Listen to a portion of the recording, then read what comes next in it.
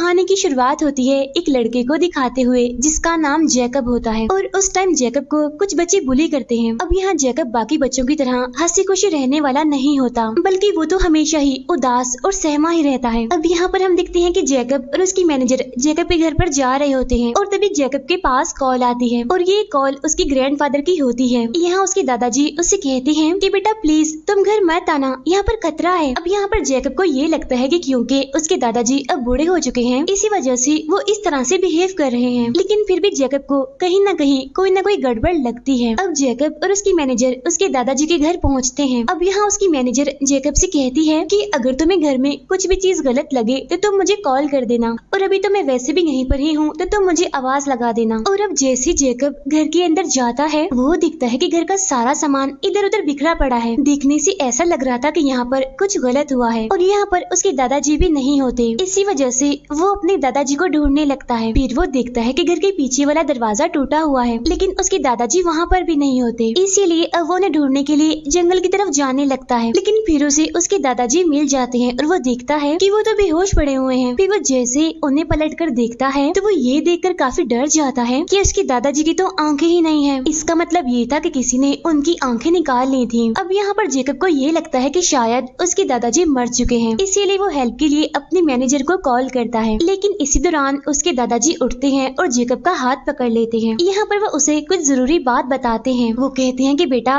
तुम मुझ पर यकीन करो और तुम्हें एक टाइम लूप यानी कि 1943 में एक आइलैंड पर जाना होगा। वहाँ पर तुम्हें एक बर्ड मिलेगी जिसने इंसान का रूप लिया होगा और वो तुम्हें सब कुछ बता देगी। अब यहाँ पर जैकब को कुछ भी समझ नहीं आती कि आखिर उसके दादाजी उसे क्या कहना चाह रहे हैं। और फिर जैसे जैकब अपने सामने देखता है तो वहाँ पर एक काफी बड़ा क्रिएचर होता है जो कि जैकब पर हमला करने के लिए आगे बढ़ रहा था। और तब जैकब जल्दी से अपनी मैनेजर को आवाज लगा देता है। अब वो मैनेजर जैकब के कहने पर पीछे मुड़कर गोली चलाती है, लेकिन उस मैनेजर को तो वहाँ पर कुछ भी दिखाई नहीं दे रहा था और सिर्फ जैकब ही था जो उसे देख पा रहा था। अब जैकब अपने दादाजी की मौत की वजह से काफी अपसेट था, इसीलिए उसे एक साइकाइट्रिस्ट के पास जाने की जरूरत पड़ जाती है। यहाँ वो अपने साइकाइट्रिस्ट को सब कुछ बता देता है कि कैसे उसके दादाजी उसे मॉन्स्टर्स क्रिएचर्स की कहानियां सुनाया करते थे और तो और कुछ जादुई बच्चों की कहानियां भी वो सुनाया करते थे और उन जादुई बच्चों के पास खास किस्म की पावर्स हुआ करती थी और ऐसी ही और भी बहुत सारी कहानियां वो मुझे सुनाया करते थे जिन पर यकीन करना शायद काफी मुश्किल है। फिर एक बार उसके ग्रैंडफादर ने उसे एक आइलैंड की कहानी सुनाई जहाँ पर बहुत सारे जादुई बच्चे रहा करते थे और तो और वहाँ पर मॉन्स्टर्स भी थे। अब क्योंकि उस टाइम जैकब काफी छोटा था, इसी वजह से वो इन कहानियों को सच मानने लगा था और वो इन कहानियों को बाकियों के साथ शेयर भी करना चाहता था। और इसी वजह से जब वो ये कहानियां अपनी क्लास के बच्चों को बताता है तो वो सारे बच्चे उसका मजाक बनाने लगते हैं, उस पर हंसने लगते हैं क्योंकि ये सब कुछ तो कहानियां थी। अब जैसे जैसे जैकब बड़ा होता जा रहा था उसका भी इन कहानियों पर से यकीन उठता जा रहा था क्योंकि अब उसे भी ये सब कुछ रियल नहीं लग रहा था। हालांकि उसके दादाजी उसे यकीन भी दिलवाते हैं कि नहीं बेटा मैं तुम्हारे साथ कभी भी झूठ नहीं बोलूंगा और ये सारी कहानियां सारी चीजें सच हैं। अब यहाँ पर जैकब और उसके फादर की ताल्लुक कुछ ज्यादा खास नहीं थे, इसी वजह से जैकब अपने ग्रैंडफादर के साथ ही रहा करता था। लेकिन अब क्योंकि उसके ग्रैंडफादर की तो मौत हो गई थी तो इसीलिए अब वो अपने पेरेंट्स के पास शिफ्ट होने वाला था। फिर जब वो अपने घर जाता है तो वहाँ पर एक पार्टी चल रही होती है। उस पार्टी में एक लेडी जैकब को एक किताब देती है और ये किताब उसके दादाजी की होती है। अब जैकब जब उस किताब को खोलता है तो उसमें एक पोस्ट कार्ड होता है और ये पोस्ट कार्ड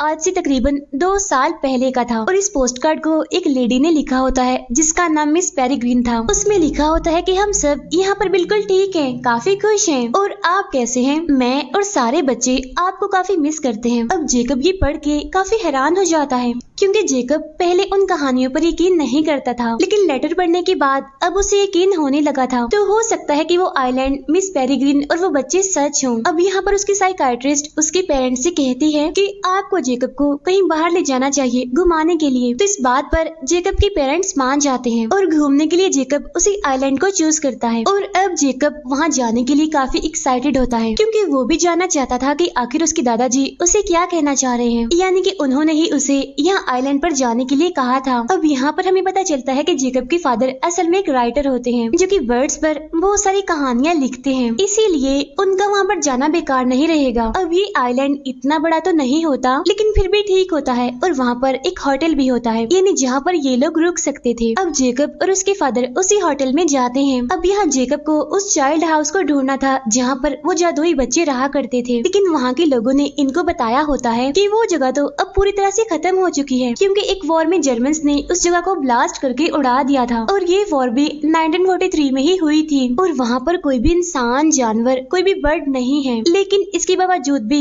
जेकब उस जगह पर जाना चाहता था। कुछ टाइम के बाद जेकब उस चाइल्ड हाउस में पहुँच जाता है और ये घर अब पूरी तरह से खंडर बन चुका था, क्योंकि ये सच में बुरी तरह से तबाह हो चुका था। लेकिन ये जगह उसे बिल्कुल वैसे ही लगती है जैसे उसके फादर ने उसे बताई थी अपनी कहानियों में। अब देखते ही देखते उसे वहाँ पर किसी का साया दिखाई देता है और ये साया एक लड़की का होता है जो कि असल में जेकब की दोस्त होती है। और अब यहाँ पर जेकब को और भी बच्चे दिखाई देते हैं। अब क्योंकि यहाँ पर और कोई तो नहीं था, इसी वजह से उसे लगता है कि ये बच्चे भूत हैं। बच्चों को देखने की वजह से उसे डर लगने लगता है, इसीलिए डरते डरते वो वहाँ से भागने लगता है। भागते भागते वो एक जगह पर गिर जाता है और फौरन ही बेहोश हो जाता है। फिर जब उसे होश आता है तो देखता है कि वो बच्चे तो अब उसके सामने खड़े हुए हैं। यहाँ जेकब उनसे पूछता है कि तुम इंसान हो या फिर भूत हो, और मुझे बताओ कि मैं मर चुका हूँ या फिर तुम मरे हुए हो। तो वो बच्चे कहते हैं कि कोई भी नहीं मरा यहाँ पर, और हमें मिस पेरिग्रीन ने बताया था कि तुम यहाँ पर आ चुके हो। और अब ये बच्चे जेकब को अपने टाइम लूप में ले जाने की कोशिश करने लगते हैं। अब यहाँ पर जेकब को किसी भी चीज पर यकीन नहीं आ रहा था, इसीलिए वो वहाँ से भागकर अपने फादर के पास जाने लगता है। लेकिन हम देखते हैं कि अब वो अपने टाइम में नहीं था, बल्कि वो तो उस टाइम लूप में एंटर कर चुका था, क्योंकि अब वो आ चुका होता है 1943 में। और ये जगह असल में एक बार होती है जो कि प्रेजेंट टाइम में अब होटल है। यहाँ पर जेकब को देखकर वो सब उससे पूछते हैं कि कौन हो तुम, और उसे मारने के लिए उसकी तरफ बढ़ते हैं, क्योंकि ये टाइम 2016 नहीं था बल्कि 1943 था और कोई भी जेकब को यहाँ पर नहीं जानता था। और इसी टाइम यहाँ पर वही जादुई बच्चे आ जाते हैं। यहाँ आकर वो जेकब की जान बचा लेते हैं, लेकिन जाते जाते वो उस बार को तबाह कर देते हैं, यानी कि वो उसमें आग लगा देते हैं और अब वो जेकब को अपने साथ लेकर वहाँ से भाग जाते हैं। अब ये देखकर जेकब काफी हैरान होता है और उन बच्चों से पूछता है कि क्या मुझ में ही ऐसी जादुई पावर्स पाई जाती हैं? क्या वो तबाही मैंने की थी वहाँ पर? लेकिन तभी यहाँ पर एक बच्चा जो कि इनविजिबल होता है वो बोलता है कि तुमने नहीं, ये सब कुछ मैंने किया है, क्योंकि इस बच्चे को कोई भी नहीं देख सकता था जब तक कि वो कोई कपड़े ना पहने। अब ये सारे बच्चे जेकब को उसी चाइल्ड हाउस में ले आते हैं। अब यहाँ आकर जेकब देखता है कि ये जगह अब खंडर नहीं है, बल्कि चाइल्ड हाउस काफी खूबसूरत और बिल्कुल सही सलामत है। हर तरफ हरियाली ही हरियाली है। और तभी यहाँ पर अंदर से एक लेडी बाहर आती है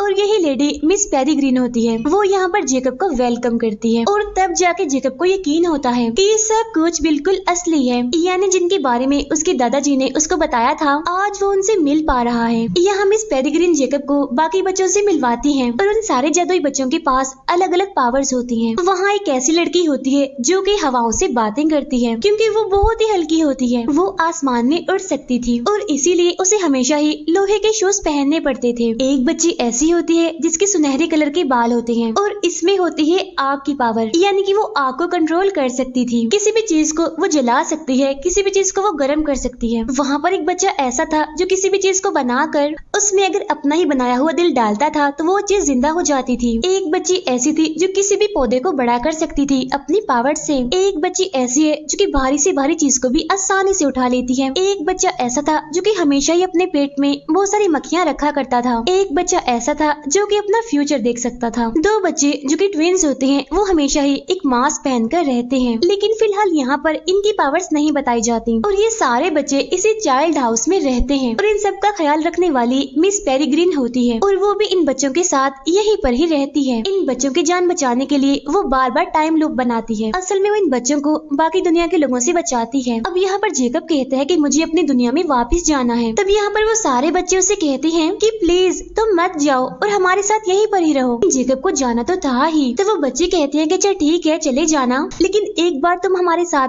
टाइम लूप जरूर देख लो, क्योंकि ये चीज काफी मजेदार है, हम काफी इंजॉय करते हैं। अब सारे बच्चे मिस पेरिग्रीन के साथ घर के बाहर आते हैं और तभी अचानक से यहाँ पर तेज बारिश होने लगती है और ऊपर से जर्मनी के प्लेन्स निकलना शुरू हो जाते हैं और तभी एक बड़ा सा बॉम्ब घर पर आकर गिरने ही वाला होता है। तो तभी वो घड़ी जो मिस पेरिग्रीन के पास होती है वो उसकी मदद से टाइम को रोक देती है। टाइम को रोकने के बाद वो उस टाइम को पीछे ले जाती है जहाँ पर ये लोग पहुँच जाते हैं 24 घंटे पहले। अब इसी चीज को टाइम लूप कहते हैं और इसी तरह वो टाइम को एक दिन पीछे करके इसी दिन को कई सालों से जी रहे थे और इसी वजह से ना तो उनकी उम्र बढ़ रही थी और ना ही वो आज के टाइम में यानी प्रेजेंट टाइम में एंटर कर रहे थे। अब यहाँ पर हम देखते हैं कि दो टाइम लूप हैं, यानी एक तो होता है प्रेजेंट टाइम जहाँ पर बाकी दुनिया के लोग जी रहे हैं और दूसरा होता है पास्ट यानी 1943। इसके बाद हम देखते हैं कि जेकब अपनी दुनिया में वापस आ गया है, यानी कि प्रेजेंट टाइम में 2016 में। यहाँ पर हमें पता चलता है कि 1943 में से जेकब ने एक लेटर चुरा लिया होता है और प्रेजेंट टाइम में आकर वो उस लेटर को पढ़ता है और ये लेटर असल में होता है अलर्ट करने के लिए कि जो दुश्मन है, जो हमारा विलन है, वो टाइम लूप को ढूंढ चुका है। अब यहाँ पर मैं आपको एक बात बताती हूँ, असल में टाइम लूप कोई एक नहीं है बल्कि ज्यादा सारे हैं और इन टाइम लूप्स को बनाने के लिए वही बर्ड्स होते हैं जो कि असल में प्रोटेक्टर होती हैं और ये प्रोटेक्टर पूरी कंट्री में काफी ज्यादा हैं और ये सारी प्रोटेक्टर अपने अपने जादुई बच्चों के साथ रहती हैं ताकि वो उनकी हिफाजत कर सकें और बच्चों को बचाने के लिए वो एक के बाद एक टाइम लूप बनाती जाती हैं। अब उस लेटर में इसी बात के लिए अलर्ट किया गया था कि विलन ने उस लूप के बारे में पता लगवा लिया है, इसी वजह से वो बहुत जल्द मिस पेरिग्रीन पर हमला करने वाला है। इसीलिए मिस पेरिग्रीन को जल्द से जल्द एक टाइम लूप बनाना होगा, क्योंकि अगर उस विलन को उनके ठिकाने का पता चल गया तो वो मिस पेरिग्रीन के साथ साथ उन बच्चों को भी मार डालेगा। अब जेकब इस लेटर को लेकर वापस से मिस पेरिग्रीन के पास आता है। अब यहाँ पर मिस पेरिग्रीन उसे डांटती है कि तुम्हें ये लेटर चुराना नहीं चाहिए था और ना ही इसे पढ़ना चाहिए था। इसके बाद जेकब की दोस्त उसे अपने साथ ले जाती है, वो उसे एक काफी बड़े और खूबसूरत समंदर में घुमाने के लिए ले जाती है। फिर वो उसे समंदर की गहराइयों में ले जाती है एक काफी बड़े शिप को दिखाने के लिए, क्योंकि उस शिप को समंदर की गहराइयों में रखा गया था और ये शिप काफी सालों पुराना है। शिप में आने के बाद जेकब की दोस्त उसे एक बॉक्स दिखाती है और ये बॉक्स असल में उसके दादाजी का ही होता है। इस बॉक्स में से उसे एक मैप मिलता है। अब यहाँ जेकब की दोस्त उसको बताती है कि पावर्स तुम्हारे पास भी हैं, क्योंकि बगैर पावर्स के कोई भी इस लूप को पार नहीं कर सकता और यहाँ तक नहीं आ सकता। यहाँ पर जेकब की दोस्त उसको ये भी बताती है कि मिस पेरिग्रीन बहुत अच्छी हैं, वो हमारी हिफाजत करती हैं विलन से। तब बाहर आने के बाद जेकब देखता है कि दूर एक काफी बड़ा मॉन्स्टर है जो कि इन लोगों पर ही हमला करने वाला है, लेकिन तभी मिस पेरिग्रीन उस पर हमला करके उसे मार डालती है। यहाँ पर जेकब की दोस्त उससे पूछती है क्या तुम उस मॉन्स्टर को देख पा रहे थे? तब जेकब कहता है कि हाँ बिल्कुल मैंने उसे देखा। तब ये सुनकर उसकी दोस्त कहती है लेकिन हम तो इसको नहीं देख पाते और ये ही तुम्हारी पावर है और तुम्हारे ग्रैंडफादर की भी सेम यही पावर थी, इसीलिए अब वो उसे फौरन मिस पेरिग्रीन के पास ले जाती है। यहाँ मिस पेरिग्रीन जेकब को बताती है कि ये बात हम काफी टाइम पहले से ही जानते थे कि तुम्हारे पास भी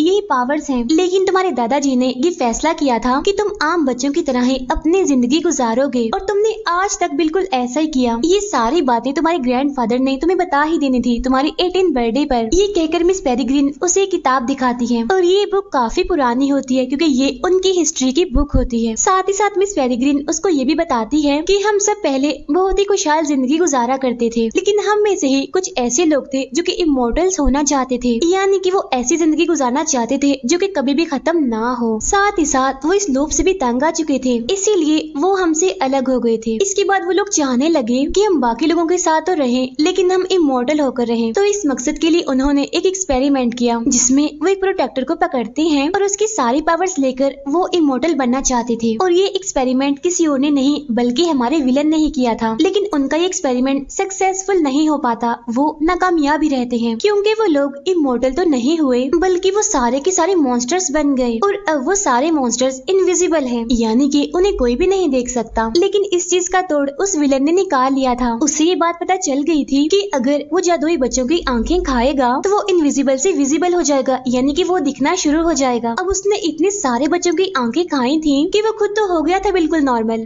लेकिन उसके बाकी साथी अभी भी इनविजिबल ही थे। तभी हम देखते हैं कि एक प्रोटेक्टर अपने लोभ से भागकर मिस पेरिग्रीन के पास आती है ताकि वो उन्हें उस विलन के बारे में अलर्ट कर सके। वो बताती है कि उस विलन ने और उसके सारे साथियों ने यानी कि उन मॉन्स्टर्स ने हमारे लोग पर अटैक कर दिया है। इसी वजह से मेरे सारे बच्चे मारे जा चुके हैं और मैं किसी तरह अपनी जान बचाकर यहाँ आई हूँ आपके पास। और अब यहाँ पर वो प्रोटेक्टर मिस पेरिग्रीन से कहती है कि अब आपको भी अपने बच्चों के लिए एक नया टाइम लूप बनाना होगा, क्योंकि वो विलन बहुत जल्द यहाँ पर भी आने वाला है। अब क्योंकि जेकब इन सभी चीजों में नहीं पड़ना चाहता था, इसी वजह से वो अपनी दुनिया में वापस चला जाता है। अपनी दुनिया में जाकर जेकब बहुत सारी भेड़ें देखता है जिनकी आंखें नहीं होती। साथ ही साथ वो उस होटल के ऑनर को भी देखता है, बहुत ही बुरी हालत में मरा हुआ होता है और उसकी dead body same to same उसकी दादा जैसी लग रही थी, क्योंकि उनकी तरह इसकी भी आंखें निकाल ली गई थी। और तब ये बात जेकब जान जाता है कि वो विलन यहाँ पहुँच चुका है और तब इसी बारे में बताने के लिए वो वापिस से मिस पेरिग्रीन के पास जाता है। वहाँ भागते ही वो जैसे उस लूप में एंटर करता है तो तब उसके पीछे पीछे एक और आदमी एंटर कर लेता है और जब जेकब उसे देखता है तो कहता है कि तुम भी नॉर्मल नहीं हो, क्योंकि यहाँ पर कोई नॉर्मल इंसान नहीं आता, तो क्या तुम्हारे पास भी कोई पावर्स हैं? और तब वो आदमी यहाँ पर अपना असली चेहरा दिखाता है और ये और कोई नहीं बल्कि उसकी साइकाट्रिस्ट होती है। फिर वो साइकाट्रिस्ट भी अपना चेहरा बदल लेती है और तब पता चलता है कि ये और कोई नहीं बल्कि वही विलन है। अब यहाँ वो जेकब का पीछा इसीलिए कर रहा था क्योंकि वो विलन पेरिग्रीन का पता लगवाना चाहता था और अब जेकब के पीछे आकर वो अपने मकसद में कामयाब भी हो चुका था, यानी कि वो पेरिग्रीन का पता लगवा चुका था। यहाँ वो विलन जेकब को लेकर मिस पेरिग्रीन के घर आता है। यहाँ उसने जेकब के गले पर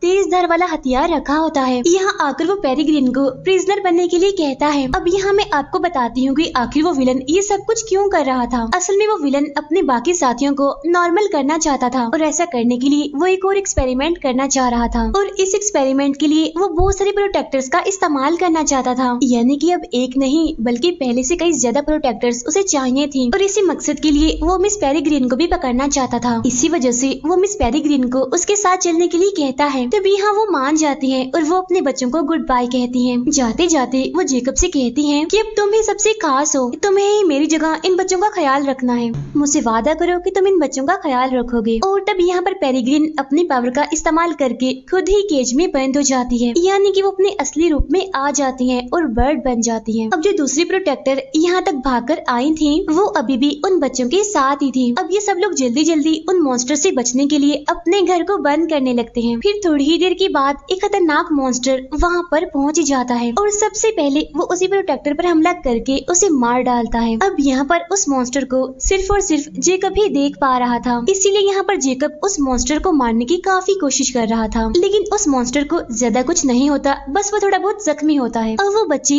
वहाँ से भागने की कोशिश करते हैं और किसी हद तक वो इसमें कामयाब भी रहते हैं। अब यहाँ पर बच्चे घर से बाहर तो आ चुके थे, लेकिन अब क्योंकि पेरिग्रीन यहाँ पर नहीं थी इसी वजह से वो आज का टाइम लूप चेंज नहीं कर पाते और ये वही बॉम्ब गिरने वाला दिन होता है। और अब देखते ही देखते जर्मन्स का बॉम्ब उस घर पर गिर जाता है, जिसकी वजह से वो चाइल्ड हाउस तबाह हो जाता है और अब वो सारे बच्चे सही सलामत उस घर से बाहर आ चुके होते हैं। इसके बाद वो मिस पेरिग्रीन को ढूंढने जाते हैं क्योंकि वहाँ पर और भी प्रोटेक्टर्स कैद हो सकती हैं। अब इनके पास वहाँ तक जाने के लिए सिर्फ और सिर्फ वही शिप होता है जो कि अब समंदर की गहराइयों में पड़ा होता है। अब सारे बच्चे अपनी अपनी पावर्स का इस्तेमाल करके उस शिप को चला देते हैं। अब जो नया टाइम लूप होता है यानी जो मिस पेरिग्रीन ने बनाना था वो असल में प्रेजेंट टाइम का ही होता है, यानी 2016 का। और जेकब के पास उसका मैप होता है जिसमें सभी टाइम लूप्स की जगह लिखी हुई थी। अब वो विलन अपने बाकी साथियों के साथ एक हॉल में बैठा होता है, यानी जहाँ पर वो एक्सपेरिमेंट करने वाला था। अब जेकब उन बच्चों के साथ एक प्लान बनाता है यहाँ पर कि अब हमें किसी तरह करके उन प्रोटेक्टर्स को छुड़ाना है और साथ ही इस विलन का खात्मा करना है। और तब जेकब की फ्रेंड हवा में उड़कर वहाँ पर आती है और वो उस विलन से कहती है कि तुम अपने सारे साथी यानी कि ये सारे के सारे मॉन्स्टर्स मेरे पीछे भेजो, वरना तो मैं तुम सभी को मार डालूंगी, क्योंकि वैसे भी अभी अभी मैं एक मॉन्स्टर को मार कर आ रही हूँ। अब इस बात पर वो विलन बिल्कुल भी यकीन नहीं करता, वो उनका मजाक बनाने लगता है कि आखिर ये बच्चे क्या कर सकते हैं। फिर वो विलन अपने बाकी साथियों को उन बच्चों के पीछे भेजता है। अब यहाँ पर उन बच्चों ने एक समझदारी की होती है, उन्होंने यहाँ पर एक प्लान बनाया होता है कि सबसे पहले वो उन मॉन्स्टर्स जो कि इनविजिबल हैं उन पर बर्फ फेंकेंगे, बाद में उन पर कैंडीज फेंकेंगे ताकि वो इनविजिबल से विजिबल हो जाएं और सबको नजर आने लगे। और वो बच्चा जिसके पास ये पावर होती है कि वो मरे हुओं को जिंदा कर सकता था, वो यहाँ पर बहुत सारे स्केलेटन्स को जिंदा कर देता है और इस तरह से